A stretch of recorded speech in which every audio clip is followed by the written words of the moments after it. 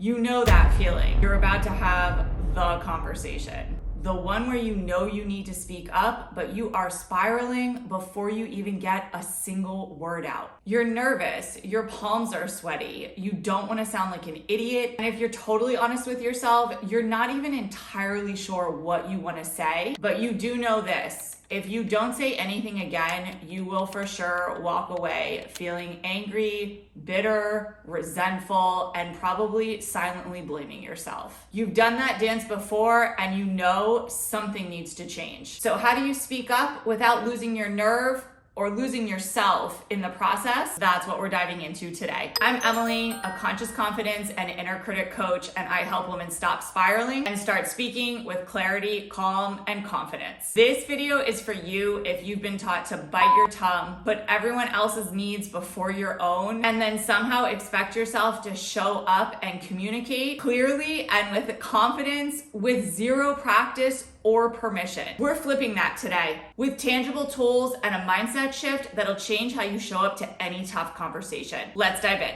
Here's what I want you to do before you have the conversation. I need you to check in with yourself. You're going to identify how you're feeling, and that feeling could be one that you can give a label to, like anxiety or nervousness, but it could also just be a physical sensation or an experience that you're having in your body. Then you're gonna allow that feeling to be there. You're not gonna fix it, you're not gonna judge it, especially that part. You're not gonna try to get rid of it or release it. Then I need you to not make yourself wrong. There is nothing wrong with having feelings and emotions and physical sensations. Allow that feeling, that experience to exist for you without making yourself wrong for it. Feelings are never bad. They're just information. Actions might be bad, but we're not talking about actions right now. Feelings are never bad. Then I need you to express it safely. I have a whole video on how to do this. I'll put the link in the description. Essentially, you want to follow the impulse.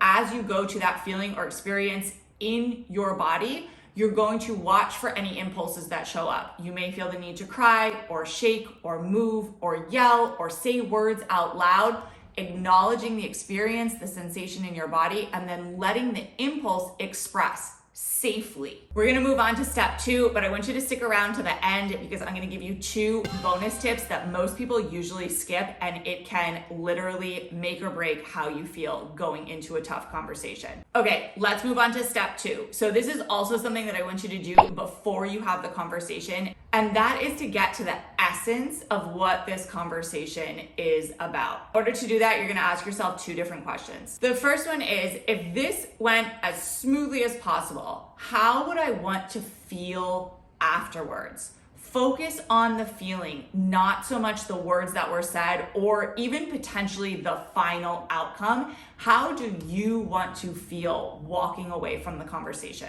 The second question is, if there were 0 repercussions and you could say whatever you wanted, what would you say? And here, because you're doing this before the conversation, I want you to let it all out. Express them out loud, actually say the words out loud, and watch what shows up for you. There may be layers to the conversation or to what you are feeling and wanting to transpire that you are not consciously aware of right now, and giving yourself the time and the space to dive into these other aspects prior to the conversation can help enormously. One of the reasons why things often go awry in conversations is because we have wants and needs and desires and feelings and interactions that are living within us that we are not consciously aware of. So if we can do our best to bring those aspects of ourselves and interactions out, the conversations themselves usually end up going much smoother. Let's move on to step 3, and that is to avoid labels and stick to facts and feelings. You don't need a perfectly worded monologue. You can write things out word for word if that feels good for you, but I usually recommend for folks to get more into their body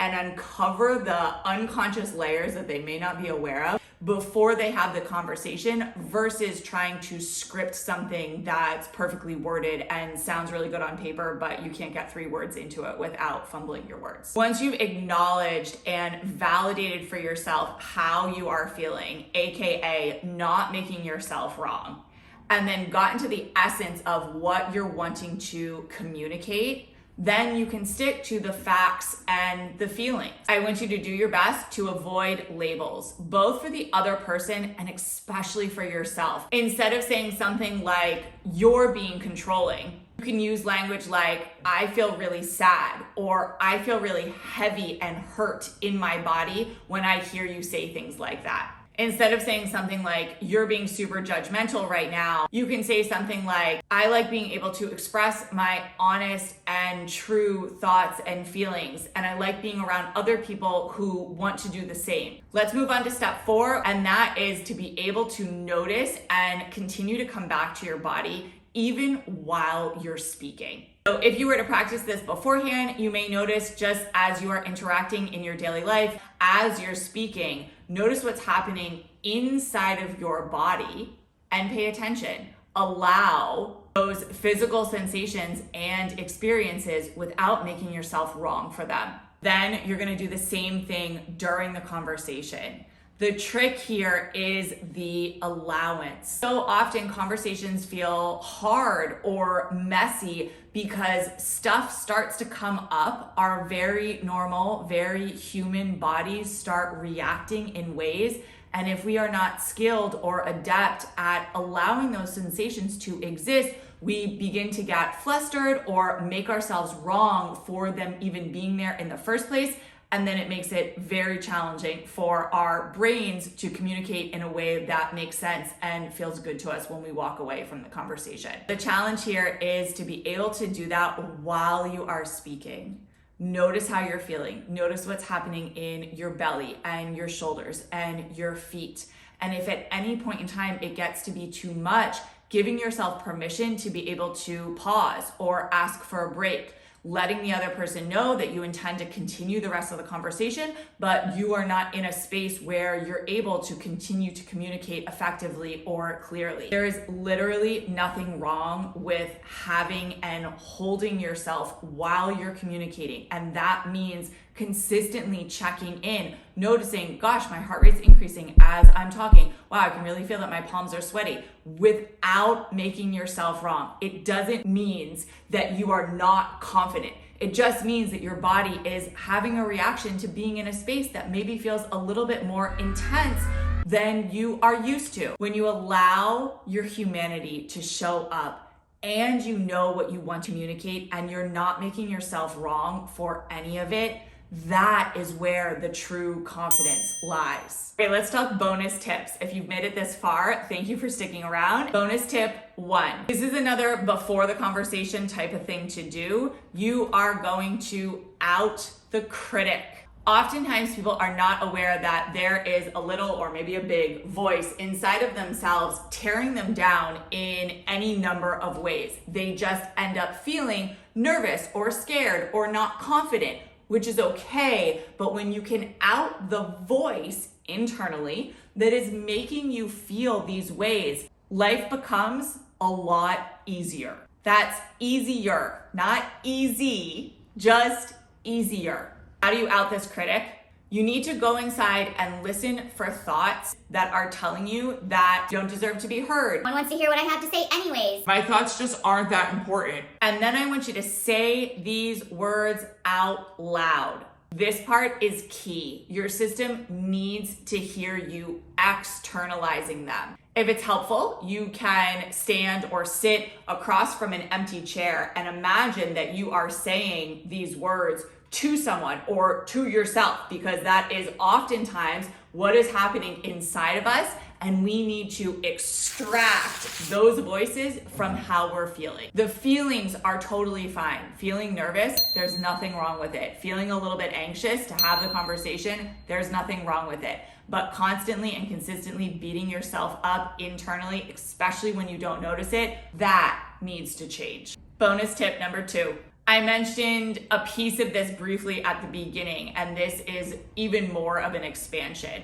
When we make ourselves wrong, let me back up. What is bonus tip number 2? To stop shaming your feelings. Actions are different. I'm not saying to go out and mouth off to the next person you see or the next person that makes you uncomfortable, but your feelings are never, ever wrong. If you are pretending not to feel something, it will find a way to sneak out, and likely in a way that you do not want it to. Allowing yourself to have and hold the feeling beforehand and during is enormous. When we consciously bring our attention to the ways that we are feeling, it means that they're there. Versus if we pretend that they're not, or try to force ourselves not to have them or not to feel them, they are unconsciously leading when we speak. And those spaces is where we often say or do things that we end up regretting or not feeling very good about after the fact. No feeling is ever too much when it's fully honored and not hidden. As you think about preparing for this tough conversation that you're about to have, I want you to fully acknowledge your humanity. Speaking up never ever means that you'll get it perfect. There is literally no such thing as perfection. But this, just like with almost everything else, is a skill. And the more that you do it and the more that you allow your humanity as you do it, the better that you will get at it. The more normal it will feel for your system to be able to have feelings and emotions and thoughts and opinions that maybe you were taught how to push aside from a younger age, and it will begin to feel more and more normal to be able to have those, and more importantly, to be able to express those outside to other people in moments and interactions where it matters. If you are going to try this process out, or you have tried this process out, please let me know how it went for you. Leave me a message in the comments and I will respond to you when I see it. Thanks so much for watching. See you in the next video, and don't forget to speak your truth.